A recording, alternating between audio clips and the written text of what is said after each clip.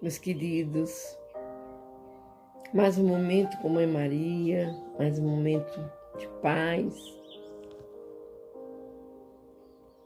Que Deus possa estar nos conduzindo em todos esses momentos em que paramos para oração. Vamos fazer a leitura 27 do livro Pão Nosso, de Chico Xavier, pelo Espírito de Emmanuel. Esmagamento do mal. E o Deus de paz esmagará em breve a Satanás debaixo dos vossos pés. Palavras do apóstolo Paulo em Romanos, capítulo 16, versículo 20. Em toda parte do planeta se poderá reconhecer a luta sem tréguas entre o bem e o mal. Manifesta-se o grande conflito sobre as mais diversas formas e no turbilhão de seus movimentos, muitas almas sensíveis, de modo invariável, conservam-se na atitude de invocação aos gênios tutelares, para que estes venham à arena combater os inimigos que as atordoam, prostrando-os de vez. Solicitar auxílio ou recorrer à lei da cooperação representam atos louváveis do espírito que identifica a própria fraqueza.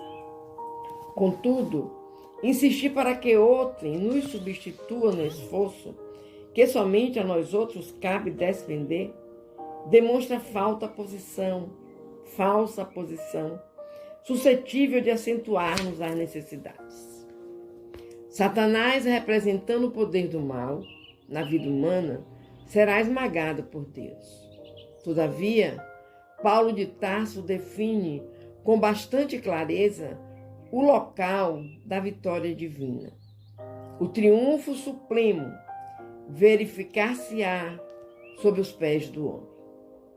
Quando a criatura, pela própria dedicação ao trabalho iluminativo, se entregar ao Pai sem reservas, efetuando-lhe a vontade sacrossanta, com esquecimento do velho egoísmo animal, apreendendo a grandeza de sua posição de espírito eterno, atingirá a vitória sublime. O Senhor, todo paternal, já se entregou aos filhos terrestres, mas raros filhos se entregaram a ele. Indispensável, pois, não esquecer que o mal não será eliminado a esmo, e sim debaixo dos pés de cada um de nós. Meus queridos, acabar com o mal sobre os nossos pés significa nos voltarmos para Deus. Deus nos ajuda a vencer o mal. Ele nos ajuda ao esquecimento do egoísmo de vidas anteriores, ao orgulho.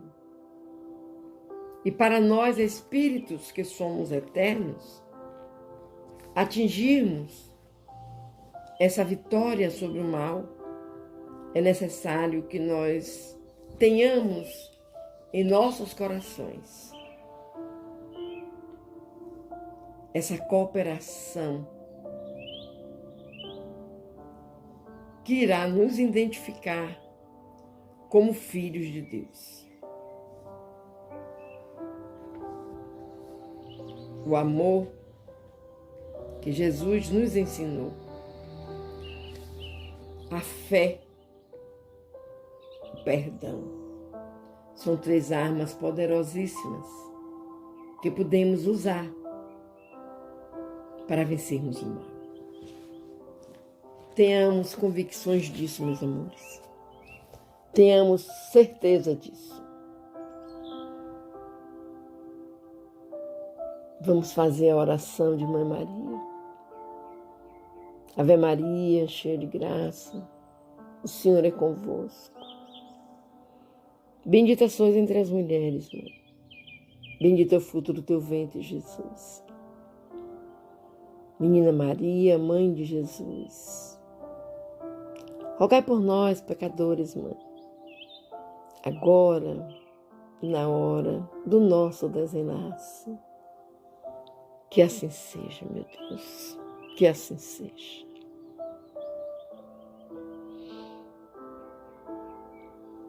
E assim, meus queridos,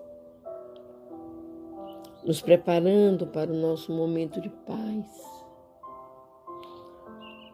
procurando colocar paz em nossos corações, paz em nossas mentes, paz em nossos espíritos.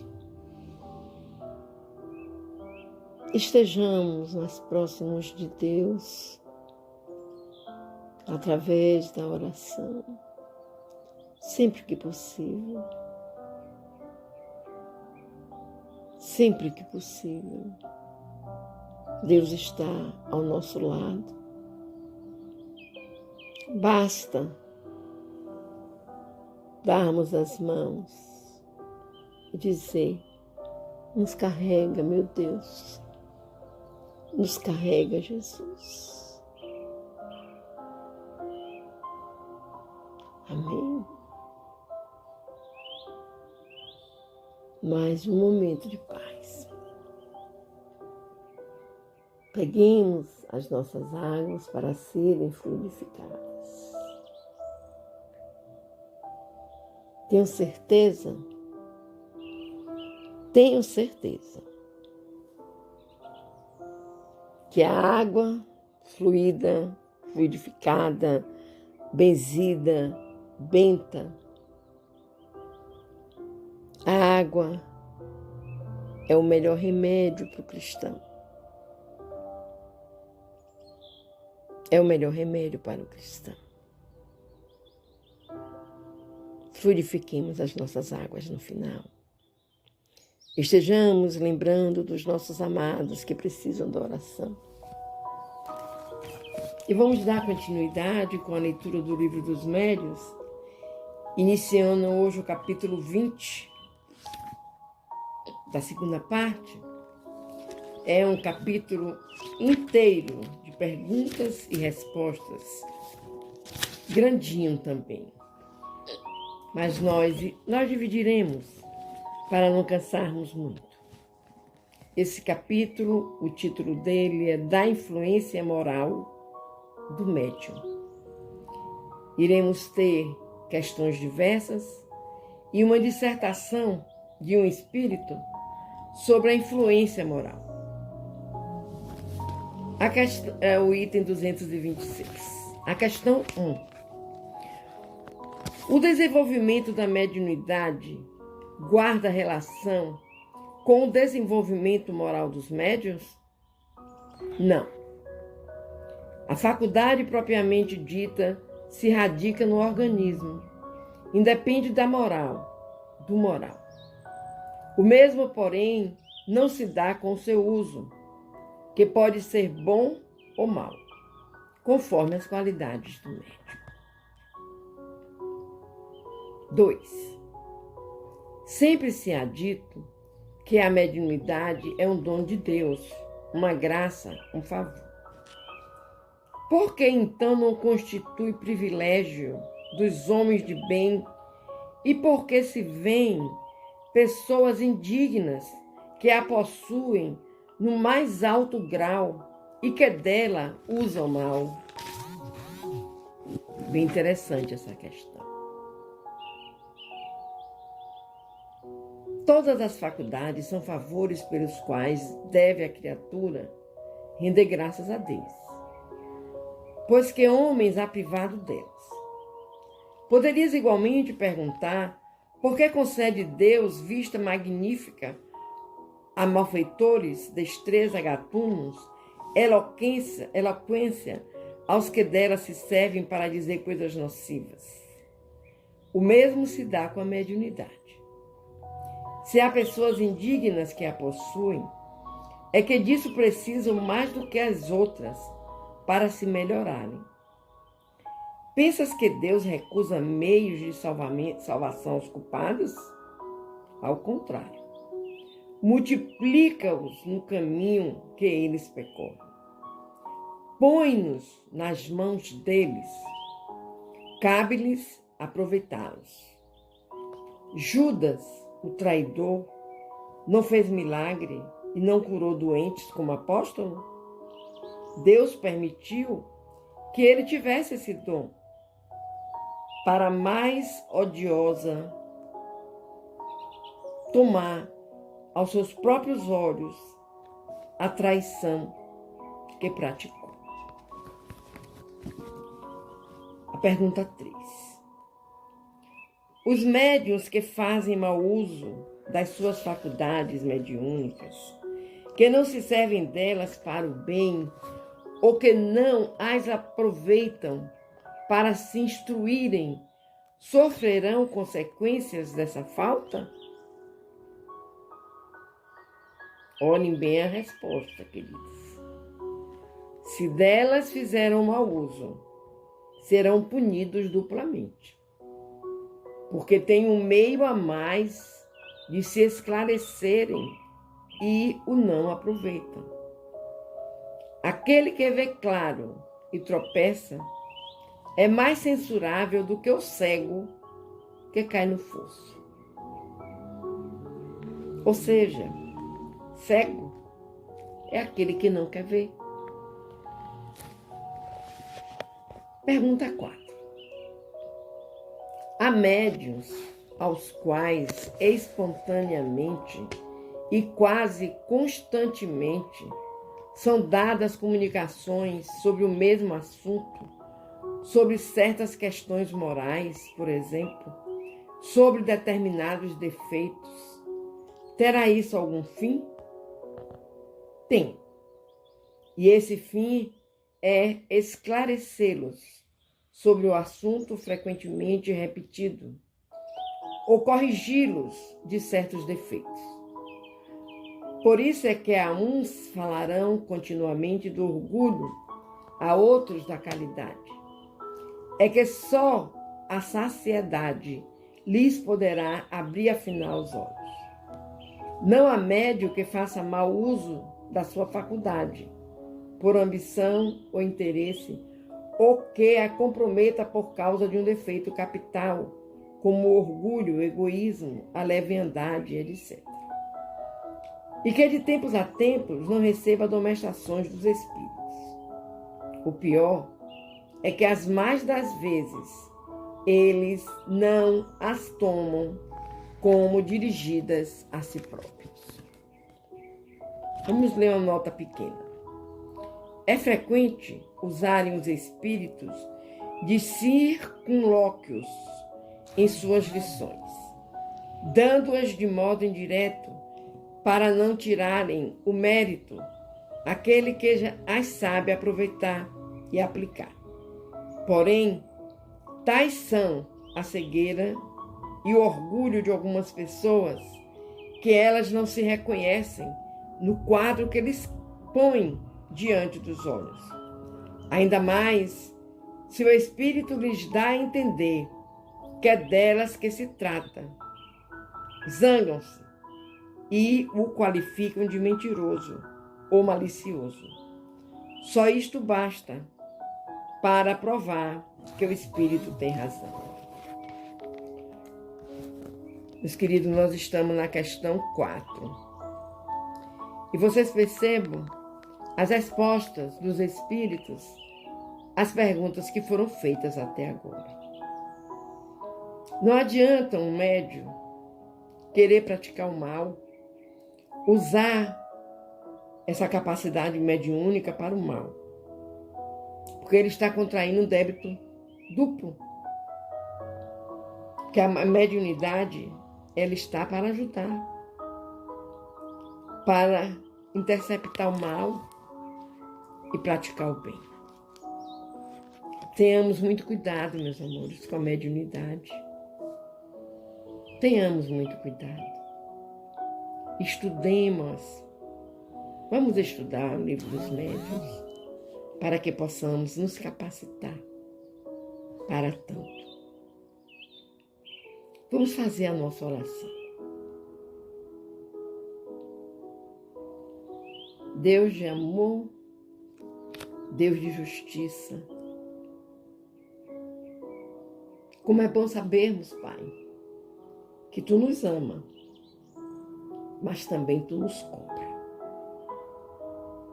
Isso faz com que, Senhor, nós procuremos acertar. Nós procuremos trilhar o caminho certo. Buscar os irmãos certos para caminharem junto conosco. Como Tu és bom, Pai. Como Tu és bom.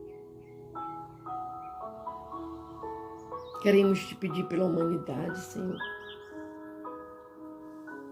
Toda a humanidade. Por todos os lares dessa humanidade, que compõem, né, os lares dessa humanidade. E muitas vezes são lares sofridos, doentes espiritualmente.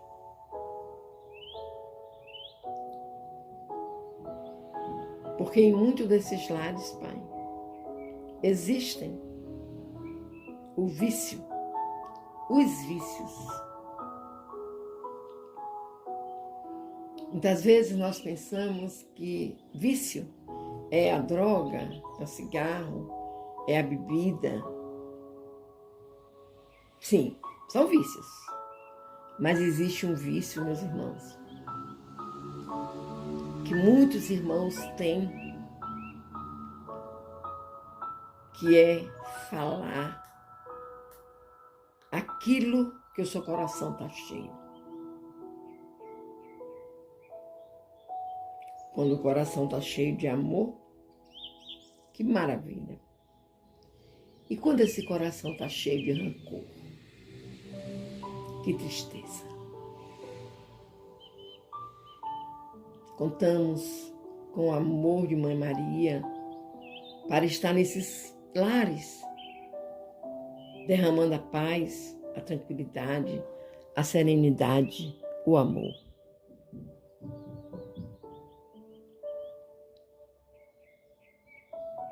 E que esses irmãos, possuidores dos vícios, possam recobrar a sua consciência, a sua paz interior, o seu alto amor, o seu alto perdão.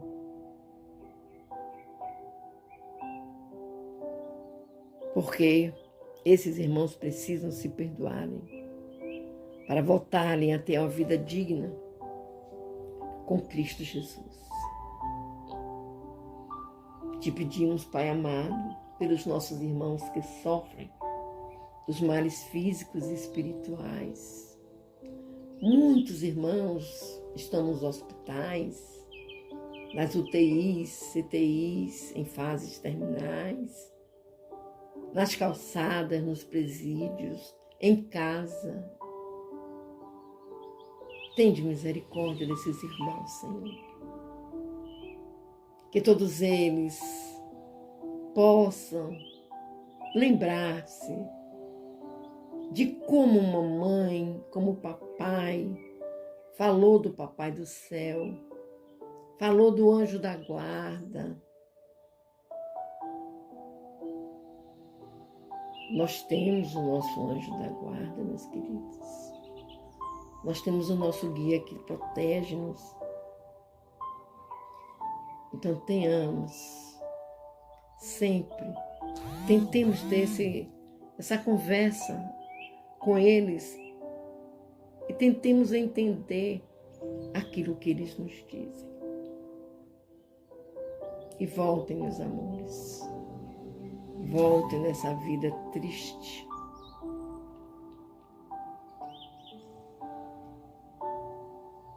Venham ser alegres, com paz, com saúde, com vida. Que Deus nos abençoe, meus queridos. Que Deus nos abençoe. Vamos fechar os nossos olhos. Vamos fazermos a oração que Jesus nos ensinou. Pedindo a espiritualidade amiga que fluidifique nossas águas. Colocando o remédio necessário para cada um de nós. Pai nosso que estás nos céus, santificado seja o teu nome de amor. Venha a nós o teu reino, Senhor. Seja feita a tua vontade, assim na terra como nos céus. O pão nosso de cada dia nos dai hoje e sempre. Perdoa, Pai querido, as nossas ofensas, assim como nós perdoamos a quem nos tenha ofendido. Não nos deixeis cair em novas perturbações, meu Deus, mas livrai-nos de todo mal. Pois teu é o poder, o reino, a honra e a glória, Pai, hoje, amanhã e por toda a eternidade. Gratidão, meu Deus, por tanto amor, por tanta paz, por tanta paz.